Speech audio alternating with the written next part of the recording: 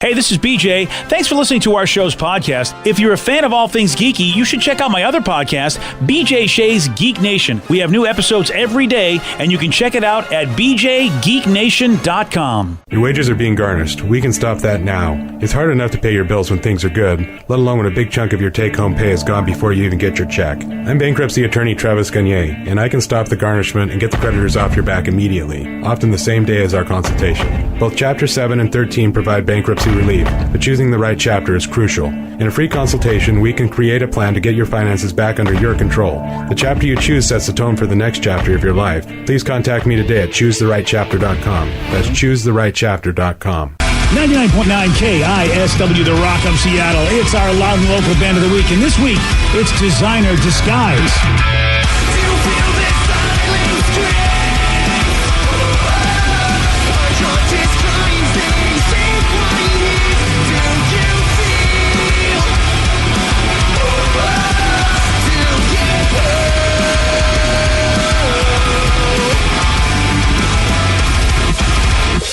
Our loud and local band of the week, Designer Disguise. You want to find out how to get their music? It is simple. Steve's going to let you know. Man, they pretty much have been influenced and sound like all types of music, from dance to heavy metal to metalcore to hip hop. They've done it all, BJ, and they've got an EP that came out late last year, and it's called No One's All Right. More info can be had at the BJ and Migs page of KISW.com, and more local music can be had if you tune in Sunday nights here on The Rock. 8 o'clock, we start 2 solid hours of great Pacific Northwest music. Bands like Designer Disguise.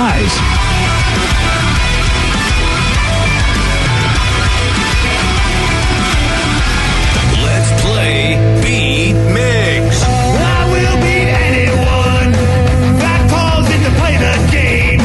He's smarter than you. He'll make you look lame. 60 seconds on the clock. You're going down and I'm gonna rock. It's time to play the game. Yeah. So everybody scream his name. Beat Mix. Don't be a loser. Whoa. Beat Mix. You're a loser. It is time for Beat Migs, and we've made it. It's Friday.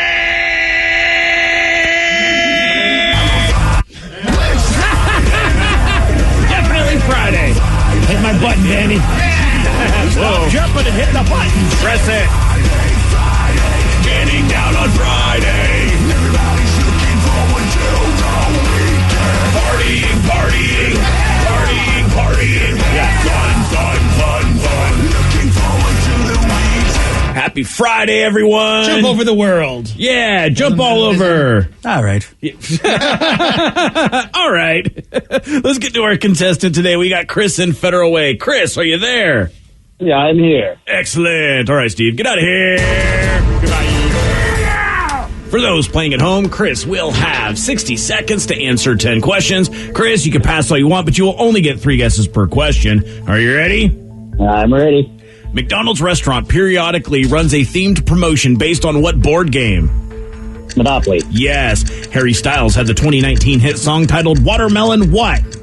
Pass. No. What key is to the left of an X on the standard keyboard? Say that again. What key is to the left of the X on a standard key? Z. Yes. The first Planet of the Apes movie was released in what decade? 50s. No. 40s. No. 60s. Yes. On The Simpsons, what was the name of Homer's snowplow business? Pass. What is the main alcohol in a Mai Tai? Rum. Yes. Which country artist is famous for the song On the Road Again? Willie Nelson. Yes. Which company owns the Barbie brand? Mattel. Yes. What is Harry Potter's middle name? Pass. Ewan McGregor is known for playing which Star Wars character? Pass. Harry Styles had the 2019 hit song titled Watermelon What? Dreams. No.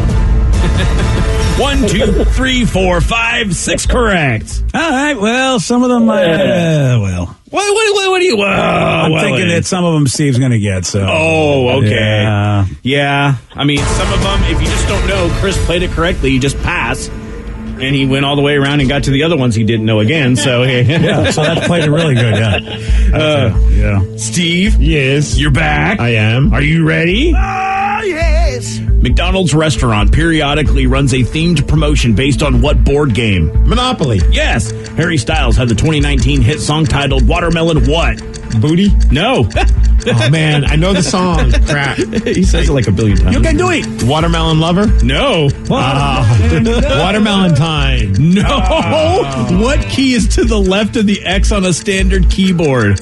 Y. No. Q. No.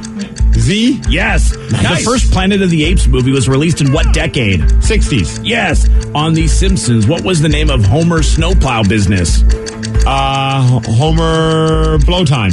No. Homer Dust Off the Snow. No. Homer Snowville. No. What is the main alcohol in a Mai Tai? Rum. Yes. Which country artist is famous for the song On the Road Again? On the road again. Willie Nelson. Yes. Which company owns the Barbie brand? Mattel. Yes. What is Harry Potter's middle name? Squirrel. No. That's it. Squirrel. 1, 2, 3, 4, 5, 6. It's a tie. Damn it. Yeah. Yeah, man. You should have watermelon kissed your sister. Watermelon Kiss? No. It's not watermelon It's kisses? not Watermelon Kiss. Oh, never mind that. I don't know Watermelon the song. Kisses. I don't know. It's one of the stupid names. I'm sure it's just as dumb of a title. Yes. Watermelon sugar. Yes. That's it. Watermelon sugar. Which Yeah, we well, recently Harry. found out on the broadcast that it's supposed to mean something else. Yeah, I yeah. Something wonder dirty. what that means. It's something dirty. You can look it up your damn self. Yes. Yeah, I'm sure it involves a man and a woman's. Yeah. Mostly a woman's, but yes. Well, I mean, Yeah. it could be a man, too. True. Yes. So Okay, well, that's lovely. Thank you for that, Vicky. we'll make it Thank interesting you. for everybody. Yeah, thank you for all the Harry Styles sugar that you're bringing to the table. Oh. How about that? Steve just Yeah. Googled it. There's only one. Really. It's what you think. Yeah, it's what you think. exactly. Yeah. It has multiple meanings, but the main one is what we all know. Yeah. Does anybody happen to know Homer's snowplow business in The Simpsons? Yes, it's called Homer Sugar. No. Mr. Plow. Mr. Plow. Oh, That's damn the it. name. That name again is Mr. Plow. Why? I would be so mad at myself for forgetting that. Well, you have to know Harry Potter's middle name, right? You know, I think it's James or Severus. Is it James? It is James. Yeah, okay. No, it's not Weasley. Yes. Harry Dumbledore. James Potter. Yeah, and his father's name was James, I think, right, Danny? Yeah. No, Yeah, okay. yeah, I James don't and know Lily. It's what I thought. Yeah. Aw. Is that where Lily got her name? Somewhat, not really. I mean, it Come was- on, Danny. You know you did. You had the Somewhat, not really. You had the hots for Harry's mom has got it going on. True. Yeah, Wow. Wow. It was more of like we heard the name Lily in the book, and it was like that was the first name that we just agreed on. It was like, we both like that name. Okay. Yeah. So, yeah, it wasn't like we're naming her in honor of Harry Potter. right. But we just dug the name. Yeah. Oh, yeah, that's what they're telling you, Steve. Yeah. Well, it's like because when my wife brought up Tatum, I was like, oh, like Tatum O'Neal from the Bad News Bears. Yeah. But we didn't name our daughter after an actress that was in the Bad News Bears. Although I would like to say that's the case. My wife wouldn't. Yeah, well, we know what you were thinking. And Danny, we know, by the way, that it was indeed for Harry Potter. And it was not your first choice, by the way. Your first choice was Horcrux, but you thought that sounded That's bad. true, So, actually, yeah. So you were like, well, we'll go with Lily instead. All right, thank you. Dumbledore would have just been too prophetic. You didn't want to have like That's a good guy's name. You know, hey, Dumbledore. Yeah. Hogwarts. Hogwarts. That's Hogwarts just of- an STD. Yeah, that was his third name, actually. Well, for first Lily, name but- Hog, middle name Warts. Yeah. With a Z. My name is Hogwarts V. Oh, that even sounds it does sound like an STD. Hogwarts V. James Corden last night said, guess what, people? I am out. James Corden says he's leaving his CBS Late Late Show after one more year. I'm happy to announce today that I've signed a new contract to carry on. Hang on. I appreciate it. That's really only half the story on this one. The other half is, the sadder news is I've decided to sign for one more year on the show, and that this will be my last year hosting the Late Late Show. Don't you dare. Well, I mean, talk about burying the lead. I've got some great news. I'm extending my contract. That was a good troll by him. Yeah, it's a total troll. So, I mean, you can't, you know what, James? You get what you deserve from the audience on that one. Now, why? Why is James Corden, who's got I don't know where he stands in the late show wars, but he's on the same time Seth Meyers is on, and I think it's just him and Seth Meyers. I don't know if there's any other shows beyond that. To be honest, dude, all I know James Corden for is the carpool karaoke. And that's which he did create, yeah. That's about all I know. I've never, because I was like, when I first saw the story, I'm like, oh, bummer, man. Like, that's too bad. And then I thought, I've watched 0 episodes of James Corden, so like, why am I even upset about this? Like, it just does nothing to me. Yeah, and I've also heard, I kind of stopped watching or like being interested in him when I heard he was kind of a douchey outside of like the show. He's an Ellen? Yeah, he's kind of like not the nicest guy. That's sad it's for me to hear. hear. The fun, loving, likable one. Yeah. Like, yeah. You're absolutely... He always played that character, too. Like, you never would suspect he was an a-hole, but Danny, I heard the same stuff you heard. And for us old, fans of British comedies, or if you're a Doctor Who fan, you knew James Corden before The Late Late Show. He tells us here, though, why he's calling it quits. When I started this journey, it was always going to be just that. It was going to be a journey, an adventure. I never saw it as my final destination, and I never want this show to overstay its welcome in any way. I always want to love making it. And I really think in a year from now, that'll be a good time to move on and see what else might be out there. It's very British of him. It's like, I'm rich as F. I don't need to do this anymore. Yeah. That's what I would say. Well, that's one thing. I wonder if it is indeed because he's British, because a lot of British actors do not like to beat a dead horse. A lot of shows really end when they think it's time to end, and you'll see a lot of British-based shows get maybe 1, 2, 3, 4 seasons, be done. They will just not go further. And Vicky, Rev, and myself, we love a lot of shows. Sometimes a lot of the English shows, and they go, you know what? We've told the story. We're done. Like Shameless, Rev. I don't think that had many seasons. The British version of Shameless. I was like, so you're talking the American version that went on way longer than it ever needed to. Well, that's the key. I mean, that we and so I wonder if that's in his DNA. And he's like, 7 years is a long time. I think we're done. I think that a lot of British actors are like that. He might be wanting to focus his career on more important things like hosting Friends reunion specials and stuff. Did he do that? Yeah, he did. Yeah. Oh, I didn't even know he did that. That's about as far as my knowledge of James Corden. And that he was the voice of one of the Trolls. In the Trolls movie. With Biggie. Yeah. Oh, okay. I never saw it, but I know he was in that really awful Cats movie. Oh, that makes sense. Why, yeah. Who would want to watch that? Yeah. Nope, I'm not watching it. Yeah. Wouldn't it be great if Jay Leno takes over for him? Just comes back. He's like, hey, guy. He's coming to town. Did you see that? Jay Leno's coming to town? Yeah, he's doing stand-up somewhere. Oh, thank you, Steve. Thanks for promoting my gig. That's a terrible impression of Jay Leno. It's the best one I could do. You know what? It's like you're a squirrel. Looks like Muckleshoot. But that's my... I wasn't doing a squirrel impression. I'm just struggling saying the word squirrel. Listen, tomato. Wow. That's all I got. That's all I got for you. You'd think I would be able to do a better Jay Leno impression since he's from Boston, but I can't. Well, it's July 10th, the Muckleshoot. Why don't we go and we'll try and work out a way to meet him backstage and you can do your impression do for that him. For us. Hi, Jay. What are you doing? That's exactly what he wants at this stage of his life. He's like, yeah, thank you for coming back here and doing this. Yeah. You drive cars, I drive cars. Yeah, cars. Cars. Yeah, okay. Sounds like he's saying. I watched in comedy and I have a car. What do you say we go have a coffee together?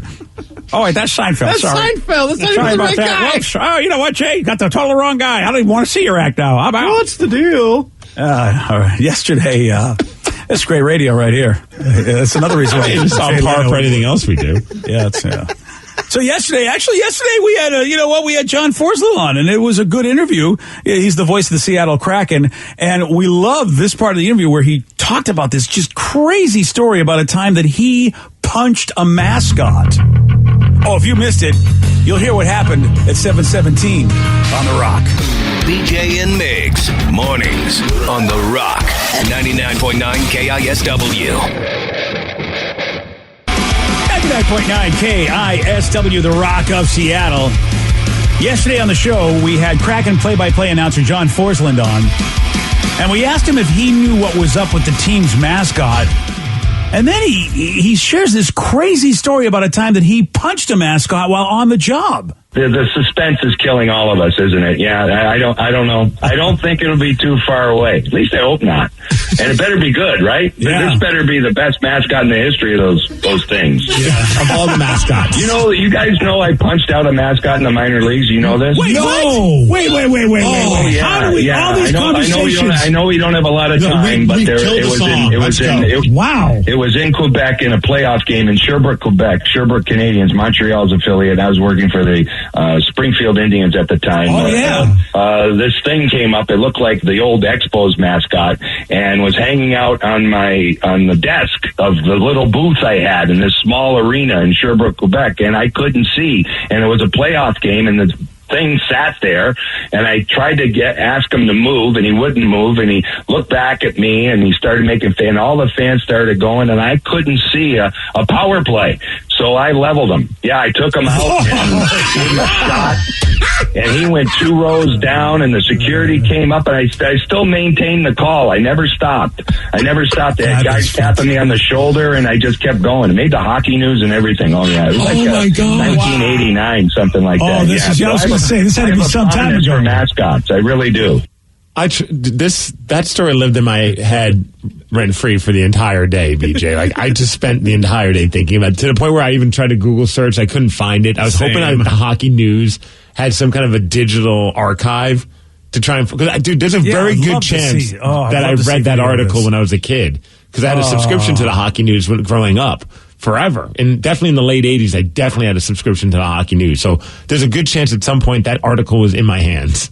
Man, dude, again, that's hockey. You know what? Even an announcer can get in a scrum like this. I think that's so cool. Punch the mascot and continue doing the play-by-play. Yeah. While someone's tapping on his shoulder, being like, "Did you basically like we have a security issue? You punched the mascot." I'm in the middle of calling a power play, buddy. Yeah, come on now. I got a job to do here. That's a great story from John Forsland. I hope he stays with the Kraken for forever, for a very long time, because I truly think that in years to come, we'll look back on having like he's a national treasure for us. I agree, and a great guy. Like, whenever we talk to him, there's just such fun interviews. I'm with you, Steve. He's so good. John Forsland is our national treasure. Mm-hmm. Yes, he is. Mm-hmm. Now, it's the lukewarm topic of the day. So, yeah, we're talking about Kraken play-by-play announcer John Forsland, as he told us, he punched out a mascot while he was on the job. Based on this, we want to know, what was the most insane thing that has happened to you while at work? 206-421-ROCK. Text us at 77999. What was the most insane thing that's happened to you while at work? Your calls, your texts, after the Beastie Boys on The Rock. BJ and Migs, mornings on The Rock, 99.9 KISW. 99.9 KISW, The Rock of Seattle. Kraken play-by-play announcer John Forsland shared with us a crazy story about a time that he punched out a mascot while he was on the job. So based on this, we want to know, what's the most insane thing that has happened to you while at work? 206-421-ROCK. Text us at 77999. We got a text from another mascot, BJ. Oh, okay. Our friend Rucky, the mascot. Oh, Rucky, that's right. So while he was on the job, he says, I was at a rugby tournament last summer, and this gentleman who had a company that sells banana hammocks blindside tackled me with a pinpoint rugby tackle, and he was just wearing his banana hammock. All I could do was shake his hand for the safe, cool-ass hit, and I kept on going from Rucky. So this was this guy's way of basically marketing his banana hammocks, was to tackle Rucky. I think so. I mean, what better? I'm ready to buy one. Yeah, I wonder if he's still in business. Yeah, I mean, at this point, I hope it worked for the guy. And he's like, look, you can tackle a mascot, and your boys still stay in the hammock. That is a good commercial right there. It's a testimonial. You can't beat that, as it were. Yeah, someone probably was like, hey, can I jog wearing one of those? He said, jog? Well, that's what I can do. Yeah, I could tackle a mascot. Another text says, my first day working with special needs kindergarten kids, a kindergartner was sitting, and I leaned over to ask him something. He punched me straight in the nose. I got real good at dodging at that job. Oh, man, dude. That'll be my last day on the job. Punchy kids. That's it. Yeah, I my hat's off to anybody that works with human beings that aren't in complete control of their faculties and will just randomly do stuff like that. Oh, I would be so out. And I would be arrested, because even though it's not their fault, I'd punch back. I go, you punch a kindergartner? Yes, I would. It's PJ. Of course he would. Of course I would. That's probably the fairest fight he'll ever have. Oh, you're assuming that I'd win. I think that kindergartner would probably kick my ass. What if a team of kindergarten kids just started taking you out, working you down? Like, was that Gulliver's Travel? Oh, gosh, yeah. That's what it would be. And how many kindergartners can BJ take out at one time? How dare you attack one of our own? You must die, sir. I feel like you could work out. I think you could take down 2 at least. No. If there's like you don't know me. I am a horrible fighter. The kindergartner would have my head. How old's a kindergartner? 5? Yes. Yeah, okay, 4 or 5 years old. Let's say like 10 5-year-olds start coming at you, ready to just throw over. down. You don't think you can knock down 2? 1 5-year-old would probably mess me up. So 10, forget about it. I'm not going to live through it. Let's make this happen. Casino somewhere. Let's BJ make it versus happen? the 5-year-olds. Yeah. I can tell. If we're backed up against a wall, I feel like I could just unlimited just take them all out. Oh. All 10 kindergartens. You do professional wrestle, though. But that, I can pretend beat them for sure. As long as I know they're not coming from behind, because that's when it gets a little hairy. Is all of a sudden they're trying to tackle you and you don't see them. Oh, so in this scenario where kindergartners are running amok, they still have to follow rules of combat. Well, no, I'll just make sure I work my way back to a wall, or I'll grab Danny and we'll be back to back like in Roadhouse. There you go. Yeah, because when your back's against the wall, that's the best position for anybody. You always see that in the movies. Is like, back against the wall is when I do my best work. Well, it's not often I see movies where the action stars taking on a bunch of 5-year-olds. Well, this is the movie we need to make, sir. Be like the Matrix, just kicking them all down. 100 toddler fight instead of the 100 Agent Smith fight. Yeah, that's right. The kindergartrix. Oh, wow. All right, how about this one? It says, while I was driving a certain tow company in Seattle, I was pulling a lady out of a parking lot because she had backed over and had the rear wheels hanging over a lake. Oh. 3 guys drove through the cones at the entrance and got mad at me and then threatened to kill me. And then I had to get them to get out of their way for safety. They followed me to a Wendy's on MLK and tried to jump me, and I beat the hell out of all 3 of them. Oh. They were 5-year-olds. That's what, yeah. What a day. Here's, there has to be a guy like him because there's a guy like me. For a guy that could get his ass kicked by anybody at any given time, there's somebody that can take on more than what it would seem like he could. Yeah. So you're welcome, sir. Because of me, you exist. The yin and the yang of the universe. So we got Derek over here, 206-421-ROCK. Text us at 77999. Derek in Tacoma, you are on the Rock. Hey, guys, how's it going? Hey, Derek, what you got for us, buddy? Yeah, so this goes back to my Army days. So we get back from a mission where, unfortunately, we lost some fellow soldiers. And in the debrief, the first sergeant comes storming in, just hollering and raving how he's going to have to do paperwork and, some real unprofessional stuff. And then he looks directly at me and says, I was an NCO in charge of the convoy at the time, looks directly at me and says, if your soldiers were better trained, this would not have happened. Wait, literally, this is what the first debrief you've had actually after you've lost your brothers. This is what the first debrief was. This was what the first debrief was from our first sergeant, our immediate highest ranking non-commissioned officer that you have in a company. Wow! And he looked directly at me and said that. Completely lost it. Lunged at him, punched him in his face, had him on the ground. People hadn't pulled me off of him. Of course, repercussions happened because of that. I ended up losing 2 ranks from E5 promotable to PFC, private first class. Dude, that's sucks. And the first sergeant, though, ended up getting a letter of recommendation and removed from his position of first sergeant. Well, all right. It sucks that he got a letter of recommendation because he really was a douche. Unfortunately, not unfortunately, but with a letter of recommendation like that and a removal from first sergeant position, his career is over. He will never advance any further. And basically, about 6 months later, he was forced to retire. Oh, damn. Look at that. Well, You know, I mean, I suppose when you think about it, that's probably exactly what should have happened for everything, even though who can blame you? But I'm glad to see that it was recognized that he was a jerk and that he got what he deserved. And also got himself a couple punches in the head. For sure, definitely. Yeah, geez, man, Derek, that sucks, man. Gosh, you know, how can you be in the military as long as that moron and not understand that you know, I mean, the worst time in any soldier's life is what you just experienced. Why would that be the response? Wow, that is just wow. Well, I'm glad he's no longer part of the military because I don't want that guy leading anybody. That's for sure. Damn. For sure. Thanks for the call, man. Wow.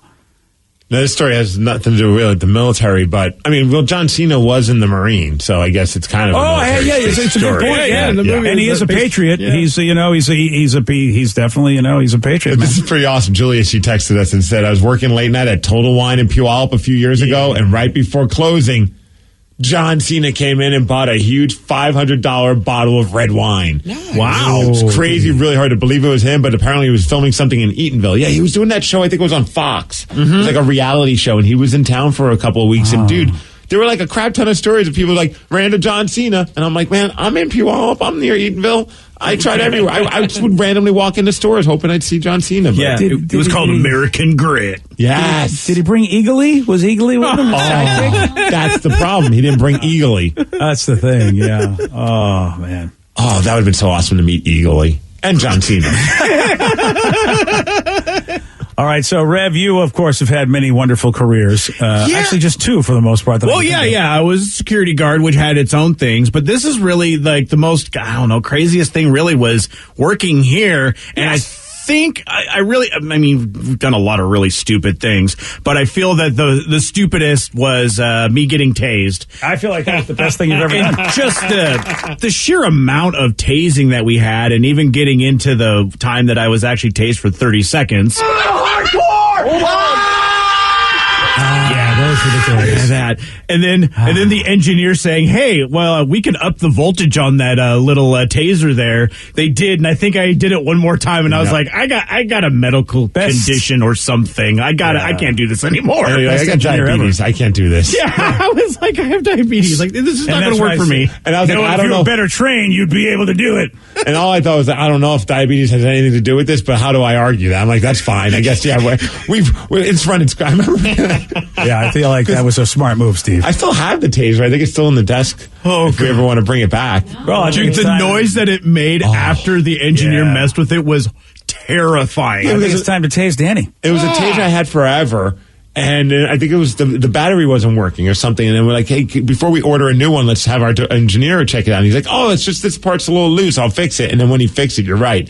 We started it up and it sounded like it had a whole new lease on life. Yeah. This thing was aggressive sounding. And I was just like, yeah, I'm good. Yeah, I feel like we would have dropped you with that. I did it once more, and it was like a half a second. I'm like, nope. In all fairness, we practiced safe tasing. We never did it around the chest area. Oh, nope. It was always my butt. It was always on the butt. Yeah, of course. And that's your preferred area. And also, we would alternate butt cheeks because it would leave a mark. Yeah, it would. Yeah, these are bad. This is terrible, and yet I'm just like, yeah, it was a thing. Also, I would not trust the Rev's butt. Like, if you electric shock it, what's going to happen? Well, that's why whoever was the taser, Danny, was also the one in on it was a double duty for us. I think it was me because I had no sense of smell, if I remember correctly. So that's why he got the job. So I'm the one who had to handle the taser on Rev's butt. Also, props to Rev, because every time you play that drop, I'm like, I don't know how you did not cuss during that, because I would have just let out all the profanities. I'm a professional, Danny. Maybe. That's it. Didn't we have a contest where people had to guess how long we could keep the taser on you? Yeah, that's why we did the 30 seconds. Yeah. So we had some of the greatest contests back then. We had taser trivia, so I think it was like if you got a question wrong, you got tased. Yep. And then we also had the how long can you be tased for? Like we really got the best out of that taser. There's a lot of mileage out of that damn thing. Oh yeah.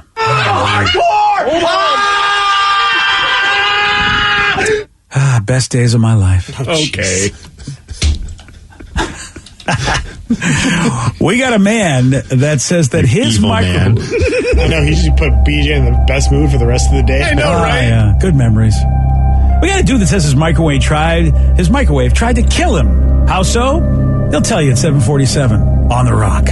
Today's podcast was brought to you by Travis Gagne, bankruptcy attorney. He's here right now and has agreed to answer more of your questions about bankruptcy. Here's another listener question. How do I rebuild my credit after filing bankruptcy?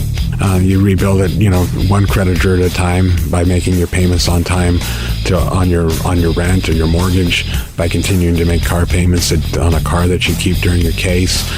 You can also, as I said, you can almost always get a credit card almost immediately after filing bankruptcy.